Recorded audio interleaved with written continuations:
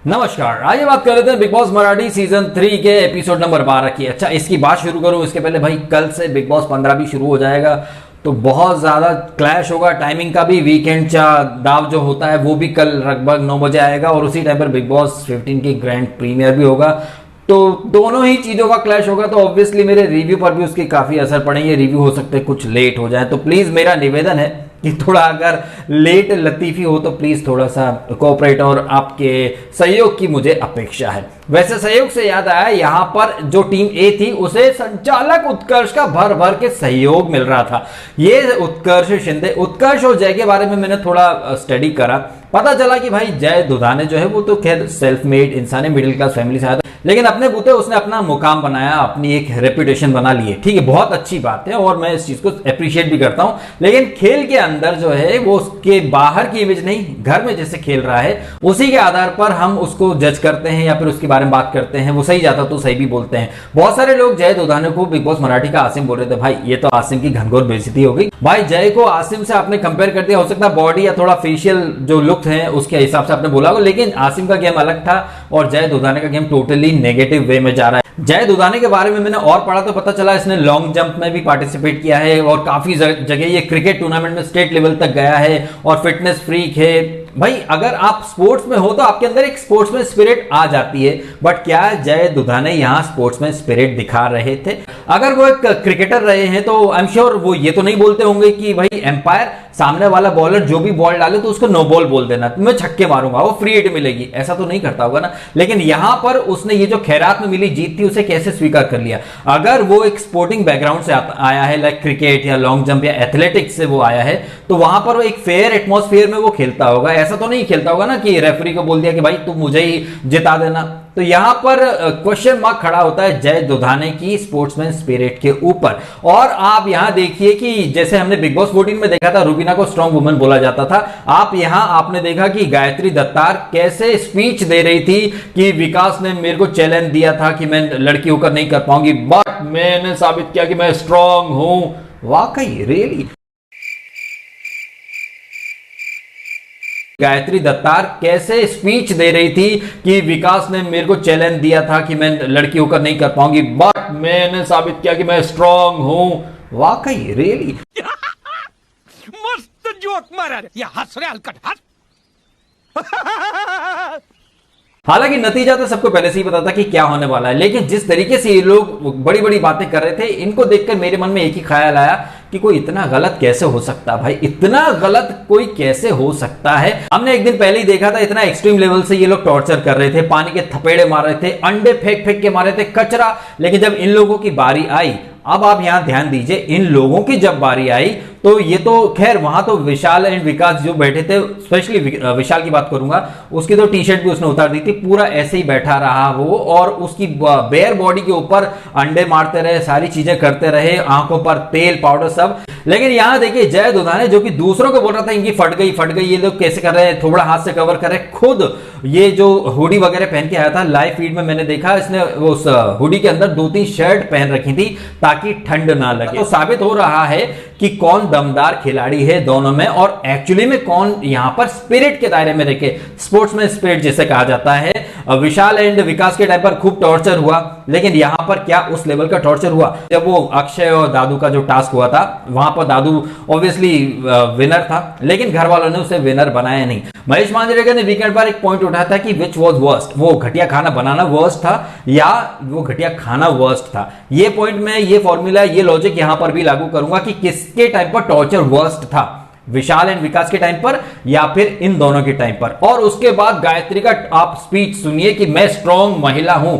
ये किस तरह से फॉल्स नैरेटिव चलता है, एक खैरात की बैसाखियों पर ये लोग खड़े हो जाते हैं, संचालक भी इनका, नियम भी इनके, कायदे भी इनके, और पूरी तैयारी से एकदम हुडी वुडी सब डाल डुला के आए हैं और सामने वाली टीम को टॉर्चर करने ही नहीं दिया जा रहा है। अब यहां पर दोगलापन निकल के आता है। नारी शक्ति का झंडा लेकर चलने वाली तृप्ति देसाई खुद ये अंदर से कचरा बीन बांध के ला रही थी, अंडे फेंक फेंक के मारी थी, लेकिन यहां अगर मीनल और ये लोग कुछ सामान लेके आ रहे हैं तो ये उन्हें रोक लेती हैं, पकड़ लेती हैं और ऐसे एक एक चीज का स्कैन ये लोग करते हैं जैसे कि कोई जैसे कि कोई परमाणु बम या कोई न्यूक्लियर वेपन ये लोग लेके आ रहे हैं, जो अगर इस्तेमाल कर लिया जाएगा। आप देखें, जब गायत्री वो डियो यूज कर रही थी, स्प्रे, डियो में अल्कोहल होता है ना, अगर सैनिटाइजर अलाउड नहीं है तो फिर डियो क्यों अलाउ किया गया? वो उत्कर्ष शिंदे जब ये गायत्री कर रही थी उसका इस्तेमाल डियो वगैरह का, सब चुप था भाई। महात्मा गांधी जी के बंदर बन गए थे ये लोग, कुछ नहीं बोल रहे थे।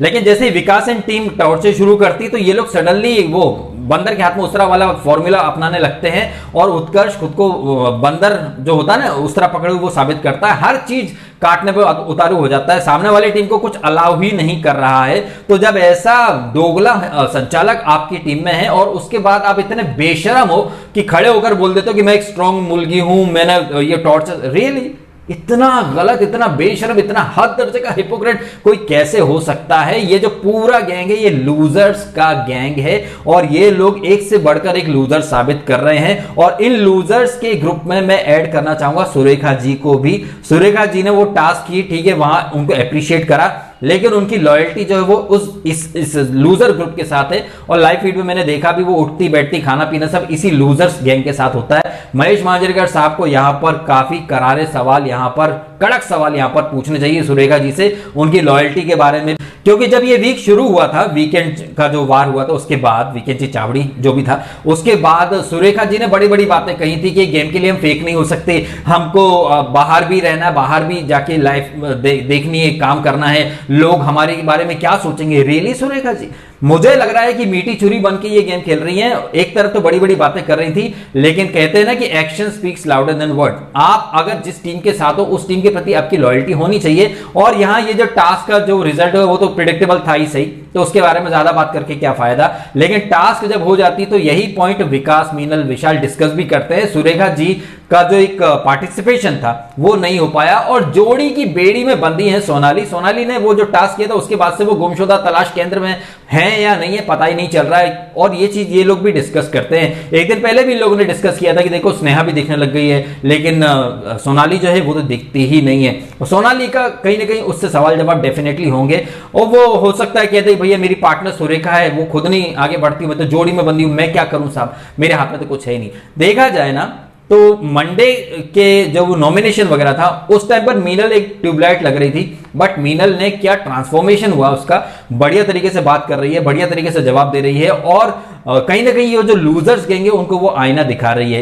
इस टीम में अगर हम देखें टीम विशाल में, तो यहां पर पक्ष वैसे भी कमजोर है, आविष्कार कुछ गुड फॉर नथिंग, और सोनाली सुरेखा की जोड़ी में तो वो तो वैसे अगर नहीं होती तब भी वो कुछ नहीं करती। फीमेल्स में देखें तो यहां पर मीनल अकेली है जो कि एक करारा जवाब देने की क्षमता रखती है, लेकिन उधर देखें तो पूरा ग्रुप ऑफ लूजर्स है। वो Trupti Desai fake feminist, I think जितने लोग ये तृप्ति देसाई को डोनेशन देते रहे हैं, सपोर्ट करते रहे, उनको यहाँ एक कहीं से कहीं अपने गाल पे थप्पड़ मार लेना चाहिए कि किस दोगली को वो लोग एनकरेज करते रहे, डोनेशन देते रहे। नारी शक्ति करती रहती है, ऐसी वुमेन कार्ड खेलने वाली नारियों को नारी शक्ति बोलकर तुम नारियों का अपमान कर रहे हो। तृप्ति देसाई, गिरेवा में झांक के देखो, महेश मांजरेकर साहब ये रियलिटी चेक दो आप इसको, तृप्ति देसाई को, ऐसे लूजर्स को वो नारी शक्ति मतलब नारी शक्ति का घनघोर अपमान कर रही है। ये जितने भी चुड़ैले हैं ये औरतों के नाम पर कलंक है। ये तृप्ति देसाई, गायत्री है और स्नेहा एक नंबर की फेक फेमिनिस्ट है, एक नंबर की दोगली औरत है, खुद तो दूसरे की आंख में तेल घुसेड़ देंगी, पाउडर फेंकेंगी, अंडे फेंक फेंक के मारेंगी।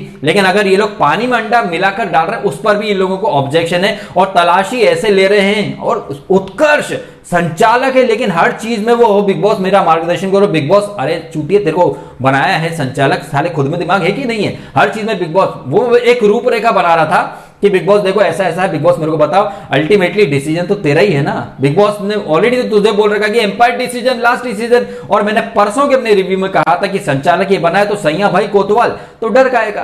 तो इतना ये लोग ड्रामा कर रहे थे, लेकिन रिजल्ट तो वही हुआ जो इनका पहले से प्लान था। वैसे देखा जाए ना तो बिग बॉस मराठी हाउस में हमको एक काल कोठरी जेल बनी हुई दिख रही है। अब जेल जाने का सच्चा हकदार, हालांकि इसका अभी कुछ अनाउंस हुआ नहीं है, ना ही इसका इस्तेमाल हुआ है, बट वो काल कोठरी जब दिखती है तो पता नहीं क्यों मुझे ये पूरा लूजर गैंग जो है उस काल कोठरी के अंदर दिखता है। अगर पूरा गैंग नहीं भी तब भी मैं चाहता हूं कि अक्षय वाघमारे, जय दुधाने और उत्कर्ष तो जेल की सजा के पात्र होने ही चाहिए, because they are good for nothing. और अक्षय तो जबरदस्ती में झगड़ा करता है, जबरदस्ती में कूद पड़ता है। ये अंदर का जो जुनून है, जो ताकत है, जो मर्दानापन जो है, ये तब कहां चला जाता है जब तुम्हारी खुद की टीम अनफेयर करती। और फिर वीकेंड पर सवाल जवाब, हाँ सर मुझे भी लग रहा था, जैसे पिछले वीक उसने कहा पहले तो दादूस के खिलाफ रहे, फिर बाद हाँ सर दादूस जीता था।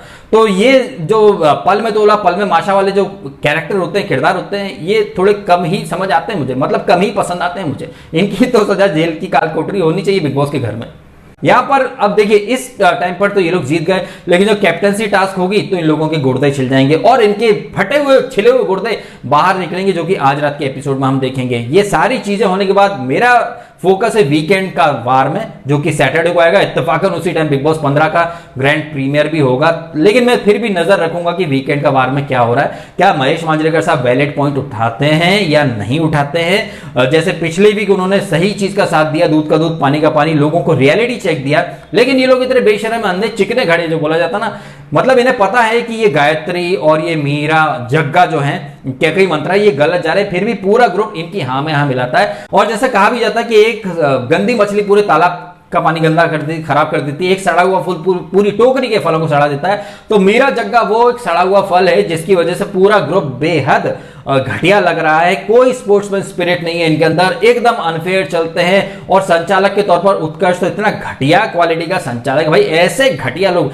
अब उत्कर्ष का भी मैंने कुछ पढ़ा था कि भाई ये लंदन से डॉक्टरेट करके आया, फिर अमेरिका में भी रहा और सोशल मीडिया पे बाबा साहब अंबेडकर की बड़ी बड़ी बातें करता है, बुद्धम शरणम गच्छामी गाने वगैरह गाता रहता है, समाज में मदद की बात करता है, भेदभाव मिटाने की बात करता है, लेकिन यहां बिग बॉस के अंदर वो इसका उल्टा ही कर रहा है। आई डोंट थिंक कि ये चीजें करके जय दुदाने या फिर उत्कर्ष अपनी फैमिली को या अपनी फैमिली वैल्यूज को रिस्पेक्ट दे रहे हैं। कहीं ना कहीं ये लोग जो सोशल मीडिया पे बातें करते हैं स्पोर्ट्समैन स्पिरिट की, लोगों की मदद की, भेदभाव मिटाने की, अनेकता में एकता की बात करते हैं, लेकिन यहां ये लोग बिग बॉस के अंदर अलग ही एक नैरेटिव चला रहे हैं, जो कि मुझे तो बिल्कुल पसंद नहीं आ रहा है। और यहां पर कहना गलत नहीं होगा कि विशाल, विकास, मीनल और आविष्कार और सोनाली ये लोग टास्क जरूर हार गए, हारे नहीं है, हराए गए हैं, लेकिन इसके बावजूद ये लोग इस वीक के बाजीगर बने हैं। और ये जो वीक का साइन दिखा रही है चुड़ैल हैं, जितने भी लूजर्स, ये लोग जीत कर भी हार गए हैं और खुद को एक नंबर का दोगला, झूठा और महामक्कार साबित किया है इन लोगों ने।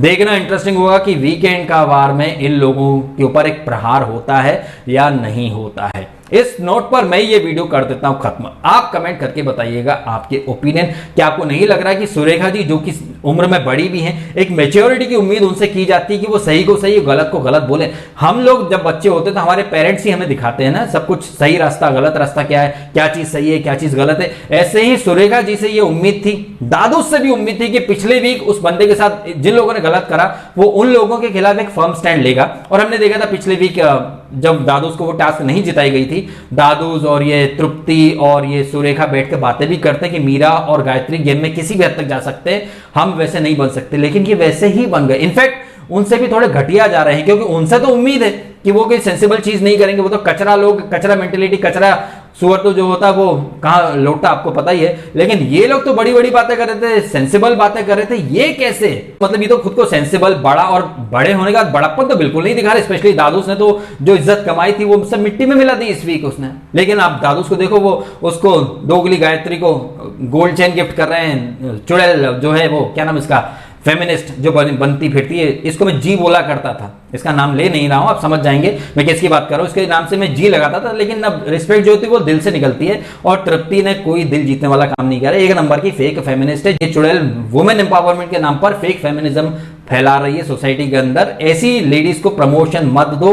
अब यहां पॉलिटिकल बात हो जाएगी, चाहे वो तृप्ति देसाई हो या कन्हैया कुमार हो। कन्हैया कुमार कांग्रेस को गाली देता था, मैंने एक शॉर्ट वीडियो डाल दिया है, अब उन्हीं की गोद में जाके बैठ गए। तृप्ति देसाई देखो वो नारियों के सम्मान की बात करती थी और यहां बिग बॉस में अलग ही गंदगी फैला रही है। ये तृप्ति देसाई हो, कन्हैया कुमार हो, ये सिर्फ एक्टिविज्म के नाम पर पब्लिसिटी हासिल करना चाहते हैं, सेलिब्रिटी का टैग हासिल करना चाहते हैं, और लोग इनकी बातों में आ जाते हैं, इनको सेलिब्रिटी बना देते हैं और फिर ये लोग अपना असली धंधा चालू कर लेते हैं। पब्लिक फंडिंग के नाम पर सेलिब्रिटी बन जाते हैं, अलग अलग शोज में आ जाते हैं, कोई पॉलिटिकल पार्टी ज्वाइन कर लेते हैं। जिस पार्टी को ये लोग देश की बर्बादी का ठीकरा फोड़ा करते थे, उसी पार्टी की गोद में कन्हैया बैठ गया और नारी शक्ति यहाँ विजय सो नारी शक्ति बोल के यहाँ फेक फेमिनिज्म को, वुमेन कार्ड को यहाँ पर प्रमोट कर रही है तृप्ति देसाई। इनकी तो तबीयत से क्लास लेनी चाहिए मिस्टर महेश मांजरेकर को। हाँ, उनको भी डर होगा भाई, ज्यादा क्लास ले ली तो कहीं ये घर पर महिला मोर्चा ना टूट पड़े। भाई तृप्ति देसाई के सपोर्ट में महिलाएं कूद पड़ेंगी मैदान में, भले ही वो गलत हो।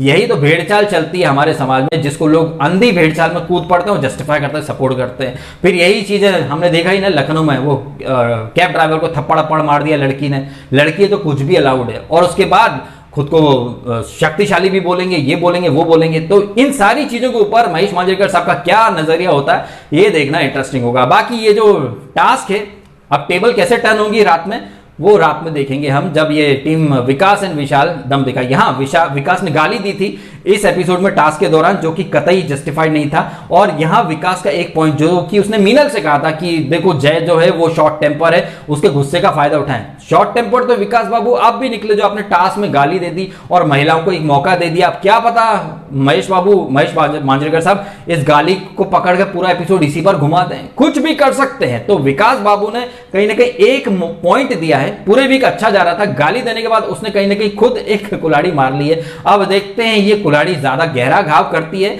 या फिर और भी जो घनघोर मुद्दे हैं महेश मांजरेकर उन पर अपना ध्यान रखते हैं, ये हम देखेंगे कल वीकेंड का वार में। आप कमेंट करके बताएं आपके ओपिनियन। ये वीडियो अगर आपको अच्छा लगा हो तो इसको लाइक करना, कमेंट करना, शेयर करना और सब्सक्राइब करना डीएसके टॉक्स अगर आपने नहीं किया तो। आपने समय निकाला, वीडियो देखा, आपका बहुत बहुत धन्यवाद।